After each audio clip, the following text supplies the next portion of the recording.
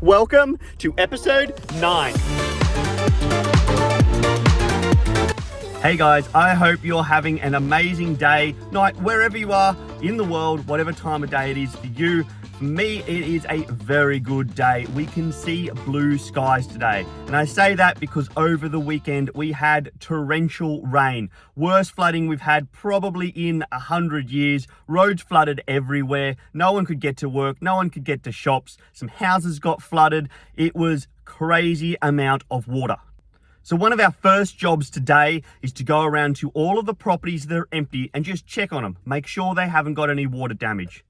But first, we need to make a stop and pick up some key rings, which I've got custom engraved.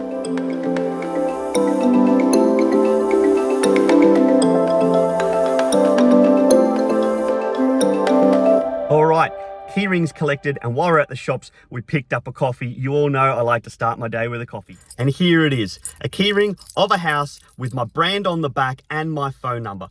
Perfect gift to add a new set of keys for a brand new buyer of a property. And this type of gift gets kept, whether it's on their house key ring or maybe a shed key ring, but they've always got my name and number with them.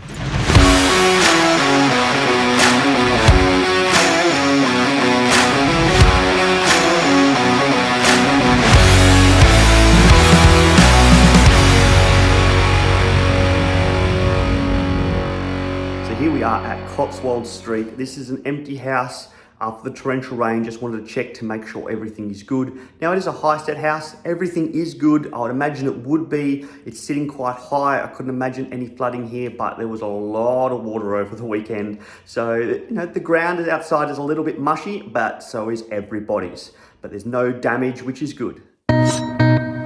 What's on this week? We have a sales meeting on Wednesday morning that will take up most of the morning, and we do need to get home early that day for some family commitments. Friday, we have an appraisal booked in for 11 o'clock. There's obviously some prep work to be doing. Hopefully we do that Wednesday, probably Thursday. Make sure we're ready for that appraisal. They're the two biggest and most important appointments that we have. It is still early in the week, so there's still plenty of time for me to book in some more appointments. We really need to get some more listings, so we really need to be chasing up our leads, so that will be taking up a large portion of this week. It is the beginning of March now, so we have a whole bunch of new follow-up numbers to be calling. People that I've talked to 3 months ago, 6 months ago, 12 months ago. I'll bring them numbers to the front, and that's what we'll focus on, especially early in that month.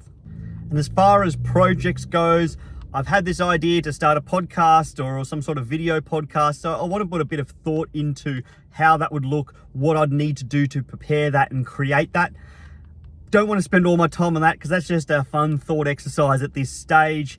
I do need to still work on my follow-up systems with emails and building the buyer side of that out. And I do want to relook at all of my Facebook ads and just refine them a little bit every sort of month or every couple of months. It's good to look at them, see what's working, see what's not working, change some images around, just make some little tweaks as needed. So we definitely need to be making sure we're staying on top of that game. It is our main lead source, so we want to be winning.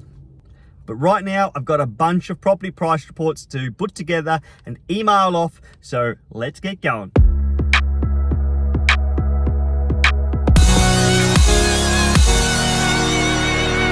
Well, it's a new day and the rain has came back. You might be able to hear that in the background or at least see it out the window. Hopefully it's not as bad as last weekend. However, today I wanted to talk a little bit about who does the agent work for. Now, I'm not meaning which brand they work for, if they work for themselves. I'm talking about when you are a buyer and a seller, where does the agent lie within that deal? And the simple answer is the agent works for the seller.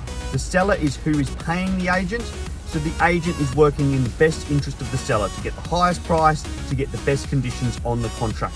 So as a buyer, when you're inquiring online or you're coming to open homes, you want to be mindful that as helpful as all agents will be, and I know I try to be as helpful as I can to the buyers in being able to help them purchase a property, I am working for, or we are working for, the sellers in their best interest. Now, there are buyer's agents that if you are a buyer that you consider using. Now, a buyer's agent will charge you some sort of fee, whether it's fixed or some sort of commission based on the property they find you, and they can be working in your best interest as a buyer, hold your hand through the process, depending on your situation, it can be a very good option. What does this mean? As I said, we all like to be helpful. We all like to be able to help you purchase a property, but it's good to get your own third-party advice on some things when it comes to contracts. Like, send the contract to your solicitor to read over first. There might be clauses in there that are more favorable for the seller and not necessarily for you. That doesn't mean it's a good thing or it's a bad thing, but it's good to have an understanding of what you're getting yourself into. Where's the deal at? Okay, so David Street is kind of on hold for the moment. The seller's just working with his solicitor to get access to the property. Like I mentioned last week, it looks like we're going to be going to auction. I imagine there's just going to be a few weeks worth of this legal work to get us proper access to the property, but I'll keep you updated.